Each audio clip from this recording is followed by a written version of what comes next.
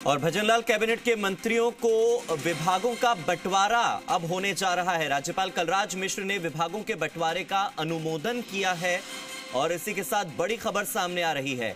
राजस्थान में भजनलाल कैबिनेट के मंत्रियों के विभागों का बंटवारा होने जा रहा है। राज्यपाल कलराज मिश्र ने विभागों के बंटवारे का अनुमोदन किया है और अब जितने भी मंत्री हैं जिन्होंने मंत्री पद की शपथ ली है उन्हें कौन सा विभाग मिलने वाला है, इसे लेकर क्लैरिटी होने वाली है। मंत्री परिषद के विभागों के बंटवारे का राज्यपाल ने अनुमोदन किया है। राज्यपाल कलराज मिश्र ने मुख्यमंत्री भजनलाल शर्मा के प्रस्ताव का अनुमोदन राज्यपाल ने किया है और राज्यपाल कलराज मिश्र ने मुख्यमंत्री भजनलाल शर्मा की ओर से मंत्री परिषद के विभागों के बंटवारे के प्रस्ताव का अनुमोदन आज किया है, शुक्रवार को किया है। तो भजनलाल कैबिनेट के मंत्रियों के विभागों का बंटवारा अब हो जाएगा।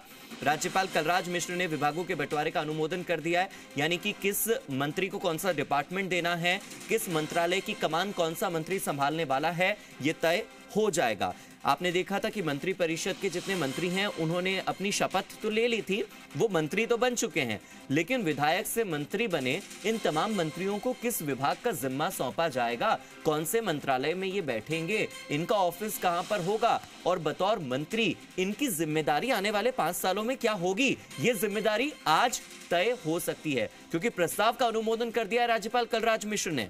मेरे सहयोगी शशि मोहन जुड़ गए, सीधे शशि मोहन का रुख करते हैं। शशि मोहन, मुख्यमंत्री के प्रस्ताव का अनुमोदन राज्यपाल ने किया है, यानी अब विभागों के बंटवारे का जो पूरा रोड मैप है उससे कब पर्दा हटेगा, कितना समय और कितना इंतजार और?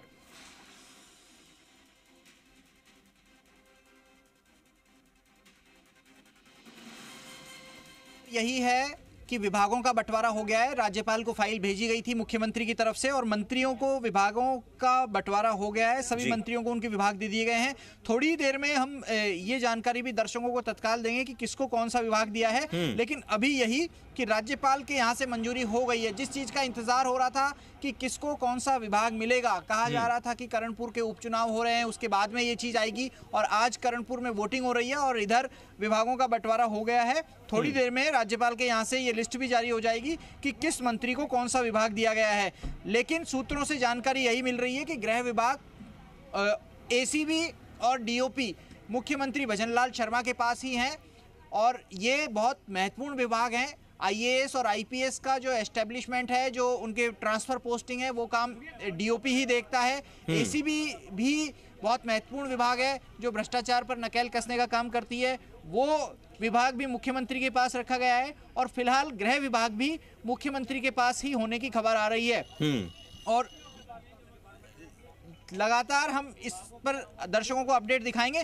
थोड़ा सा समय और लगेगा जिसमें विभागों के पूरा ब्यौरा भी आ जाएगा। क्या विष्णु, विभागों के बंटवारा होने के बाद में राज्यपाल की मोहर लग गई है, क्या कैबिनेट ने इसको जारी करने की तैयारी कर ली है? बिल्कुल, क्योंकि लगातार पहले से ये तय था कि जब प्रधानमंत्री नरेंद्र मोदी और अमित शाह आएंगे उस दौरान इन विभागों के बंटवारे पर कहीं ना कहीं कोई निर्णय लिया जा सकता है। लेकिन अब ये तो पहले ही हो गया है, क्योंकि अमित शाह पहुंचे और इधर विभाग बंट गए, तो इसका मतलब पहले ही सारी चीज हो गई है। राज्यपाल के स्तर पर अनुमोदन हो गया है।